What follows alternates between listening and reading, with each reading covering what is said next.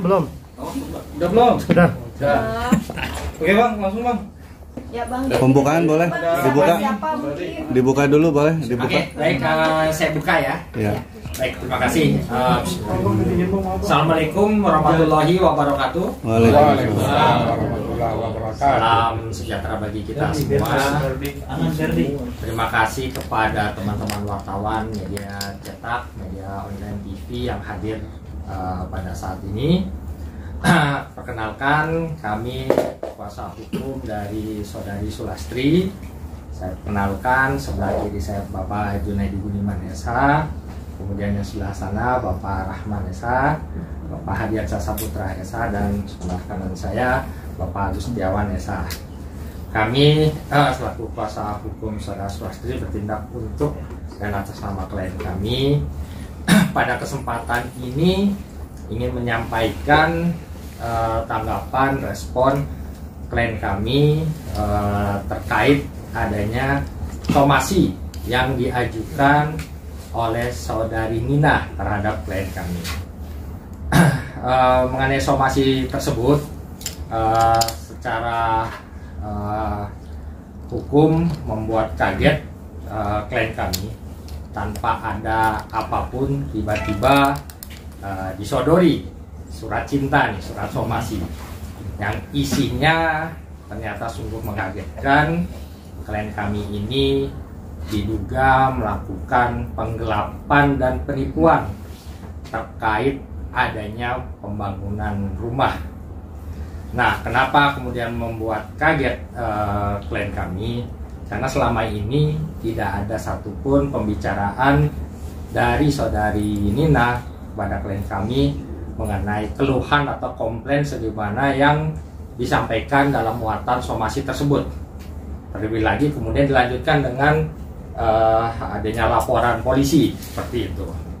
Nah, ini sungguh mengagetkan karena secara pertemanan klien kami ini sudah berteman lama ya dengan Saudari Nina, sehingga kemudian kenapa harus kemudian ada persoalan somasi tersebut. Seharusnya bisa dibicarakan dengan baik-baik. Kalaupun muatan yang telah dikaji oleh klien kami berdasarkan data, informasi yang kemudian diteliti lebih lanjut, sebenarnya tidak ada dugaan pelanggaran sebagaimana yang dituduhkan kepada klien kami. Kalau disebut dengan penggelapan, sesungguhnya uang yang dititipkan itu memang ditujukan untuk membangun rumah. Kalau disanggap sebagai penipuan, klien kami memang mempunyai usaha untuk menjual bahan bangunan, punya toko, gitu ya, bekerja di toko bahan bangunan, sehingga tidak ada unsur penipuan. Nah, ini sama sekali tidak ada pembicaraan apapun, terlebih lagi rumah itu selesai dibangun, ditempati lebih dari 2 tahun, lebih dari 2 tahun tanpa ada komplain apapun. Kenapa baru sekarang komplainnya?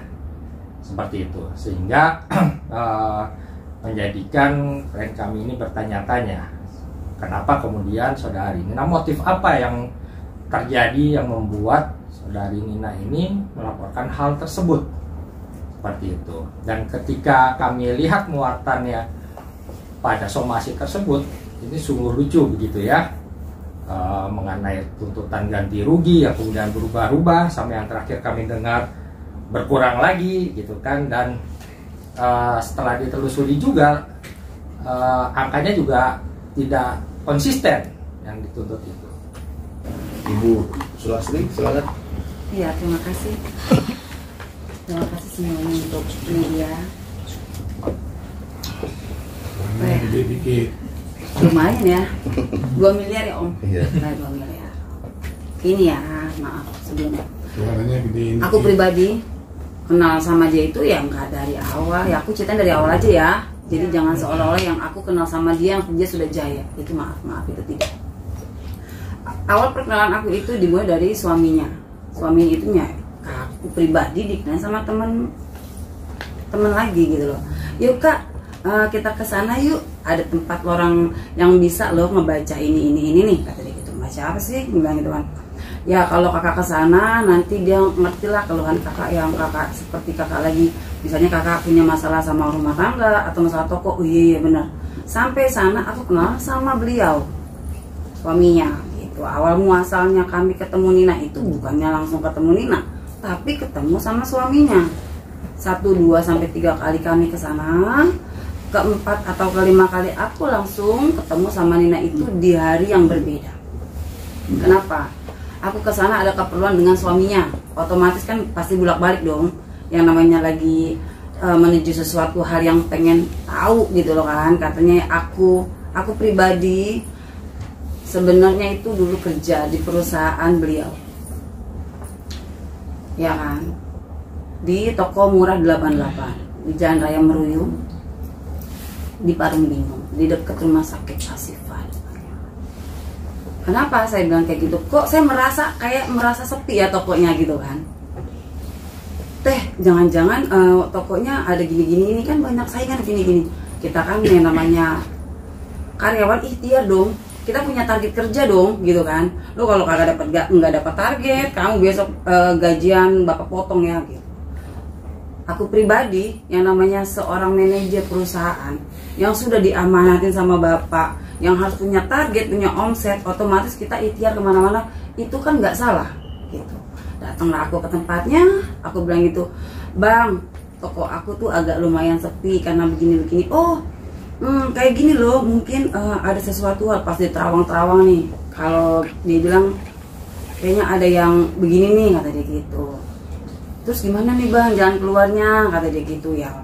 Harus beli ini biar nanti ditanam di toko, kata dia gitu kan, nanti ada aura-aura yang bisa menarik customer, katanya gitu. Oh gitu, aku bilang gitu kan. Otomatis dong yang namanya aku sebagai manajer pengen dong dibanggain seorang bos. Wah iya toko gue penuh, Asri pinter ya, bulan kemarin kamu omsetnya jeblok, tahun bulan ini kamu harus jaya. Kali-kali aja kan dibeliin mobil ya gitu, tapi alhamdulillah sama aja. Tetap aku kesana sama aja, nggak ada perubahan, belum ada perubahan. Lambat laun aku dapat itu, dia suruh beli minyak itu yang harus ditanam di toko. Nggak tahu lah aku musyrik apa kagak, aku kan masih hilaf lah, zamannya masih hilaf gitu kan. Hari keempat atau kelima aku main lagi, karena baru dari pagi aku jam 10-an aku sudah datang. Otomatis sampai Johor dong. Pas sampai Johor gitu bangun numpang sholat, masuklah ke kamar dong, di dalam ada bini gua. Lah selama ini kok bini lu nggak dikeluarin? Wajar aku nanya kayak gitu. Tapi ya udah stop lah, yang penting gua sholat dulu. Setelah sholat aku di kamarnya, memang aku terangkan di kamarnya dia yang dulu itu ada kamar mandinya. Kami sholat di situ, kami minum mukena yang namanya perempuan. Setelah disolat, sebelum rapi-rapi kita ngobrol lah, kenapa teh kok nggak keluar? Gue nggak boleh keluar kalau selama ada pasien laki gue nggak boleh keluar gini. Loh kok begitu sih? Mikir gitu dong. Satu pemikiran aku, kalau misalkan kayak gini caranya gue nggak enak, karena sama aja gue nggak ngargain bininya ada di dalam gitu. Keluarlah aku lah, gue nggak mau datang ke sini lagi kalau bini lu nggak ada. Aku selalu bilang gue nggak akan datang kalau bini lu nggak akan datang keluar. Dari situ alhamdulillah setiap aku datang bininya selalu respon, welcome sama aku kan. Aku pun gak sendiri, besoknya bawa teman, karena kan mungkin di aku pribadi, oh sama gua nggak hoki nih gitu kan. Yang tadi dibilangin gua pakai minyak ini minyak itu gua nggak bisa, nggak hoki. Mungkin teman gua hoki, kan beda-beda hokinya orang, nggak satu sama gitu kan. Setelah itu ngobrol banyak main, makin deket lah kita intinya, ya kan. Makin deket intinya kita, sering komunikasi. Siang itu aku bilang, teh gue pengen makan pare yang pakai ikan teri. Kok pare di rumah gue pahit deh, pahit di sini enggak ya kan, lo nggak pernah kan? Iya gue pengen makan pare itu. Dia suruh ingetin masalah pare, bener nggak aku ngomong kayak gitu. Mainlah aku ke rumah dia makan siang, ngobrol. Next lo main ke rumah gue ya gitu. Gue nggak bisa ke rumah lo besok karena lo sekalian nih ke toko. Aku ke toko. Di toko kita sering ngobrol, sering curhat. Dia kan memang kebetulan sebelum jadinya tenornya dia itu ya penyanyi gitu, memang penyanyi. Dan pas dia mau nyanyi, bikinlah dia konten yang pengen jalan-jalan itu.